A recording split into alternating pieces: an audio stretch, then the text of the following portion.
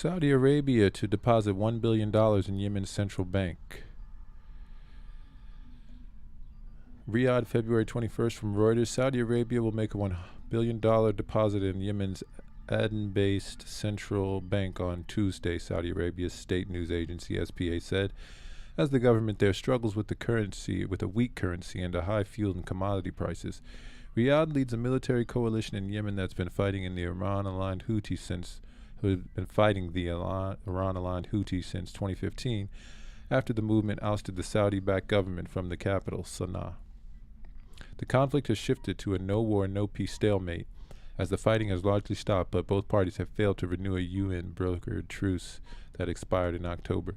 It was not immediately clear whether the $1 billion was part of an existing $3 billion support package pledged last May by Saudi Arabia and the UAE for Yemen's economy. The internationally recognized government based in the south had seen its public finances worsen after the Houthi movement launched a series of attacks on terminals there that had hampered exports, a key revenue source. And from Barron's, UN raises $1.2 billion to help millions in war-torn Yemen. The UN raised around $1.2 billion on Monday to deliver aid this year to millions of people going hungry in war-ravaged Yemen, amid hopes that a fragile truce could foster a lasting peace. The figure was far short of the $4.3 billion sought from donors at a pledging conference in Geneva, but the UN hoped the figure could reach $2 billion by the end of the week.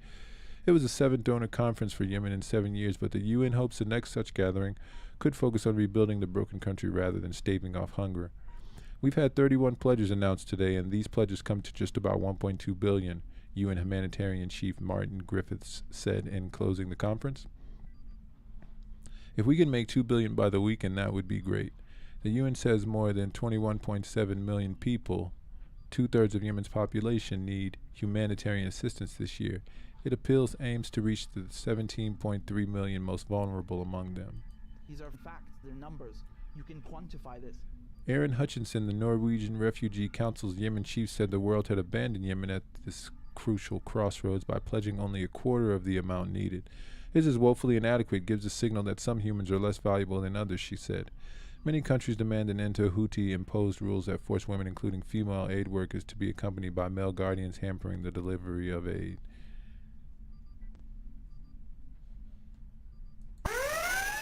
Totally out of context.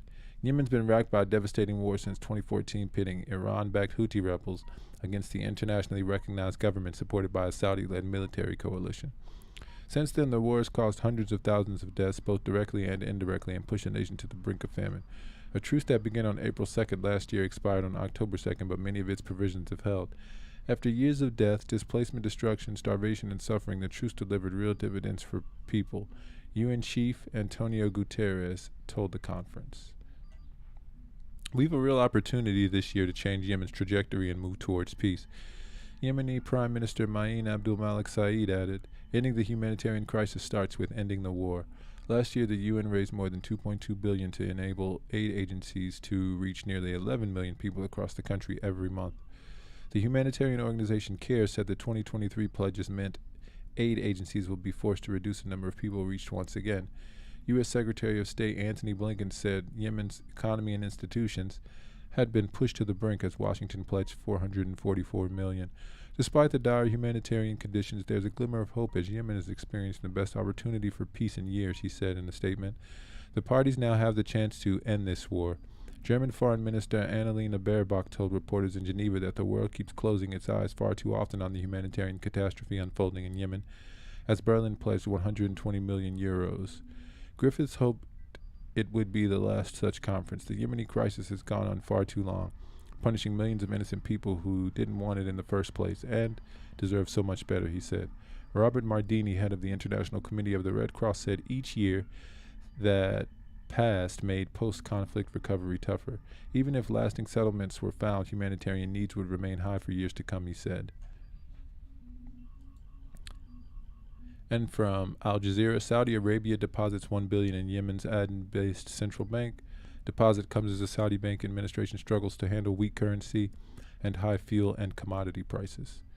Saudi Arabia signed an agreement to deposit $1 billion in Yemen's Aden-based central bank state-run SPA news agency has reported, a move aimed at boosting the war-torn country's economy. The announcement on Tuesday comes as the Saudi-backed administration struggles with a weak currency and high fuel and commodity prices after nearly 9 years of war. Riyadh intervened military in March 2015, months after the internationally recognized government was overthrown by Houthi rebels who controlled the capital, Sana'a, and large swaths of the country's north. It was not immediately clear whether the $1 billion was part of an existing $3 billion support package pledged last May by Saudi Arabia and the UAE for Yemen's economy. The internationally recognized government based in the south had seen its public finances worsen after Houthis launched a series of attacks on terminals there last year that hampered oil exports, a key revenue source. In November, the Arab Monetary Fund based in the UAE capital Abu Dhabi signed a $1 billion agreement to support Yemen's economic reform program. Last month, the Aden-based government raised the U.S. dollar exchange rate used to calculate customs duties on non-essential goods by 50% amid dollar shortages, sending prices to all-time highs. On Tuesday, the rial was trading at $1,225 to the U.S. dollar on the black market, Aden, traders said. Yemen has two rival central banks. The government has resorted to money printing to finance the deficit, but in Houthi-held areas where new notes are banned, the rate's around 600 rials to the dollar. Yemen, the poorest country on the Arabian Peninsula, has been devastated since 2014 when the Houthi rebels linked to Iran removed the government of President Abd Rabbu Mansur Hadi. Since then, the Houthis and a pro-government force supported by a Saudi-led military coalition have been engaged in fighting, killing tens of thousands of people and leaving 80% of the population reliant on aid with millions hungry. In April 2022, Houthi rebels and the internationally recognized Yemeni government based in Aden agreed to a 2-month United Nations-sponsored truce. The fighting has largely stopped, but both parties have failed to renew several other UN-broke truces that expired in October. Saudi Arabia's foreign minister said in January that the progress was being made towards ending the war, but more work was needed, including transitioning to a permanent ceasefire.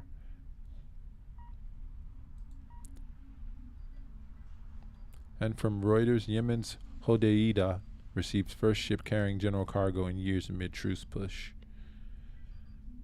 A container ship carrying general commercial goods docked at Yemen's main port of Hodeidah for the first time since at least 2016 on Saturday, as parties in Yemen's 8-year war are in talks to reinstate an expired UN-brokered truce deal. The conflict, which pits a military coalition led by Saudi Arabia against the Iran-aligned Houthi group, has divided Yemen and caused a humanitarian crisis that's left 80% of the 30 million population needing help. Goods arriving at Hodeidah have to be vetted by a UN body established to prevent armed shipments from entering Yemen. In the past 7 years, Djibouti-based UNVIM has given approval only to ships carrying specific goods like foodstuffs, fuel, and cooking oil. An official in the internationally recognized Yemeni government told Reuters granting access to commercial ships was a trust-building step aimed at supporting Saudi Houthi talks to reinstate the truce which expired in October. First cargo ship docks at Yemen's Houthi-controlled Hodeidah report. This is ArabNews.com. Al-Muqalla, a commercial ship carrying 724 containers of various items docked at Yemen's western port city of Hodeidah for the first time in 7 years, the Iran-backed Houthis who controlled the port said on Saturday. Abdul Wahab al-Dura, the Houthi Minister of Transportation, told reporters that container fuel and other commodity ships had been entering ports from Djibouti, where they examined under the UN Yemen verification and inspection mechanism. The docks at the ports of Hodeidah, Salif, and Ras Isa are crowded with ships, and their ships are waiting to unload in the draft, Al-Dura said, adding that further 18 ships are currently on the way. Houthi media released videos showing employees unloading the Ethiopian-flagged Shabelle cargo and container ship.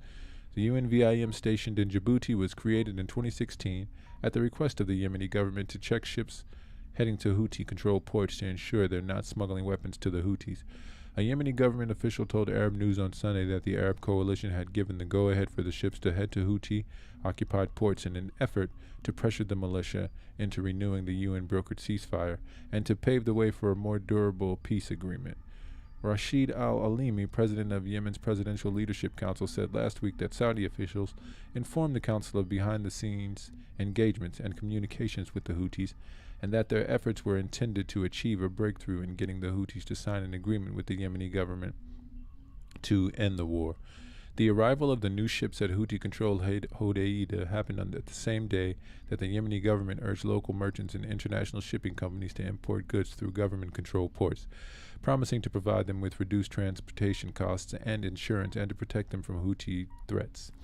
The Yemeni government on Saturday accused the Houthis of waging an economic war by instructing traders in regions under their control to import products through Hodeidah instead of government-controlled ports. Attempts by the Houthis to transform the peace process into an economic war aimed at aggravating the plight of the Yemeni people will fail, and the government will do all in its power to combat any lawful action, the Yemeni cabinet said, according to the official news agency Saba. Meanwhile, on the ground, 9 Yemeni government soldiers and an unknown number of Houthis were killed in fighting in the Harab area of Marib's central province. An official told Arab News that the Houthis launched an attack on government troops on Baware mountain in Harab at midnight on Saturday, resulting in fierce fighting and a heavy exchange of fire that ended when the Houthis were forced to retreat after encountering stiff resistance and failing to seize control of the mountain. The Houthi attack on the strategic maintain range connecting Harab and Juba was repelled, the official who requested anonymity said.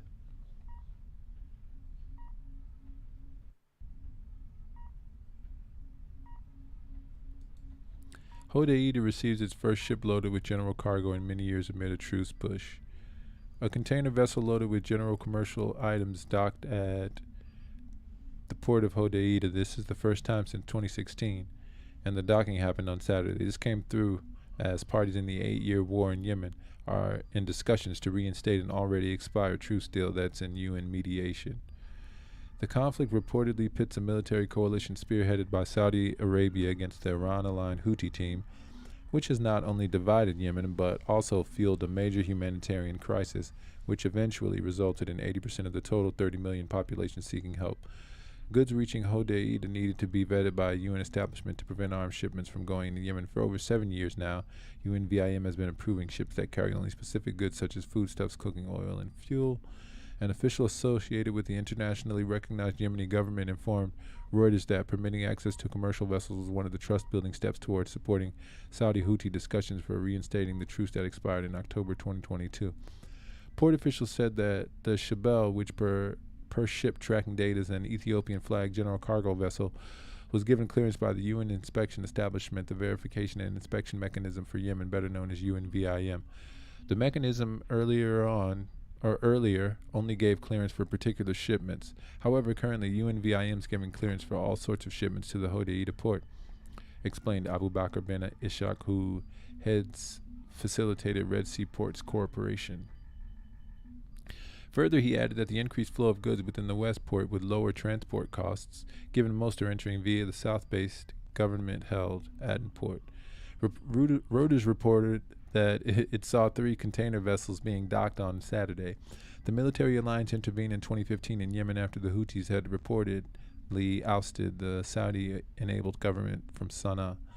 UNVIM began operations in 2016 around May. It was set up as the coalition was accusing the Houthis, de facto authorities based in northern Yemen, of smuggling Iran-based arms. The Houthis, as well as Tehran, deny such charges. Direct conversations between Saudi Arabia and the movement that's facilitated by Oman are parallel to UN-led efforts for restoring the truce. The war has killed thousands, destroyed the economy of Yemen, and left millions of people hungry. The Houthis have said they're fighting foreign aggression and corrupt system.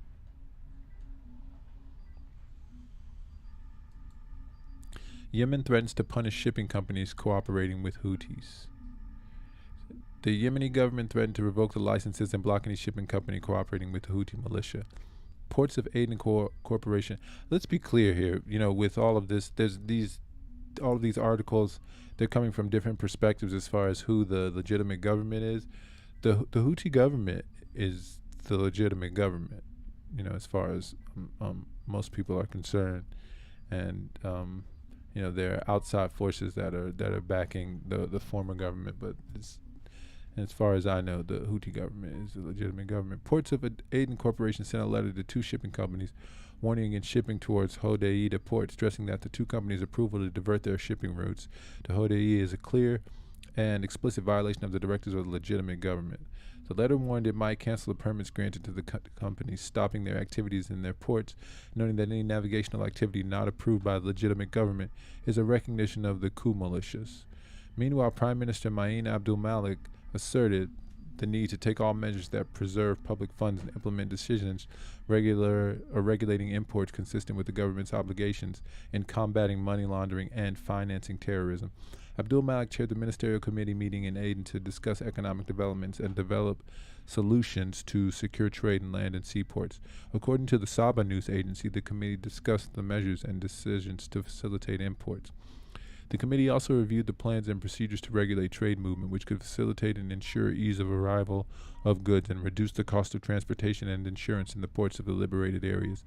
The committee stressed the need to take all procedures and measures to preserve public funds, implement government decisions regulating imports, and comply with the government's obligations in combating money laundering and terrorism financing.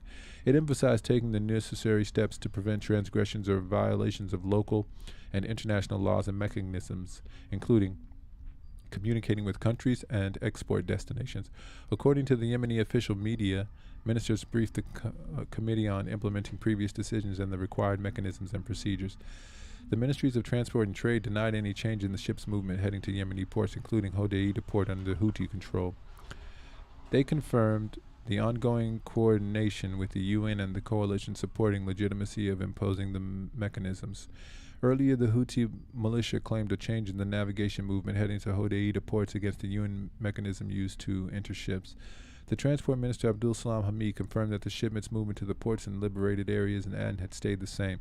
Hamid assured major merchants, importers, and shipping companies that there were solutions to the difficulties facing trade activity and organizing transportation of the goods according to the regulatory frameworks.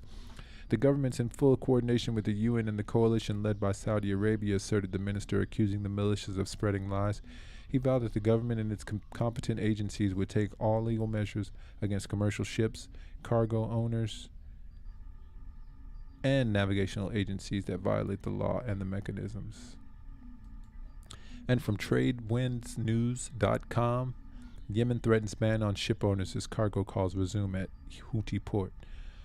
Hodeidah has seen the first boxes in general cargo arrive since at least 2016.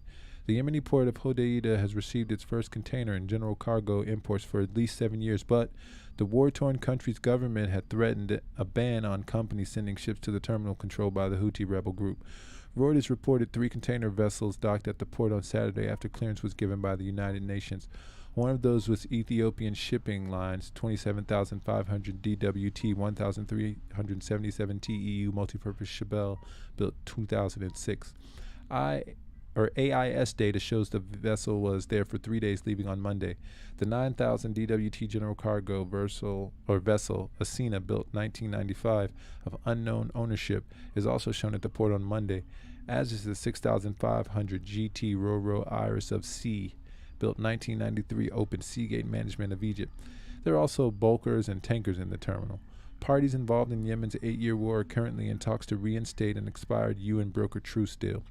The conflict pits a military coalition led by Saudi Arabia against the Iran-aligned Houthi group. Goods arriving at Hodeidah have to be vetted by the UN's verification and inspiration mechanism for Yemen, set up to prevent weapons entering the country.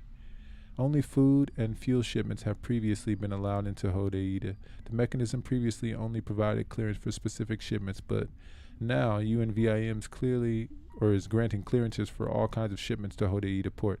Mohammed Abu Bakr bin Ishaq, head of the Houthi-run Red Sea Ports Corps, told Reuters. He didn't say what cargo the Shebel was carrying, but the Yemeni government threatened to revoke licenses and block any shipping company cooperating with the Houthis. Ports of Aden Corps sent a letter to 2 shipping companies warning against moving goods to Hodeidah, the Asharq al-Awsat website reported. The letter said that imports were a clear and explicit violation of the directives of the legitimate government. It noted that any navigational activities not approved by the government is a recognition of the Houthi militia. And watch this space. Remember that your engagement through a like, a share, and or subscribe will propel us at warp speed towards the continuation of our mission to truthfully go where no news will have been going before.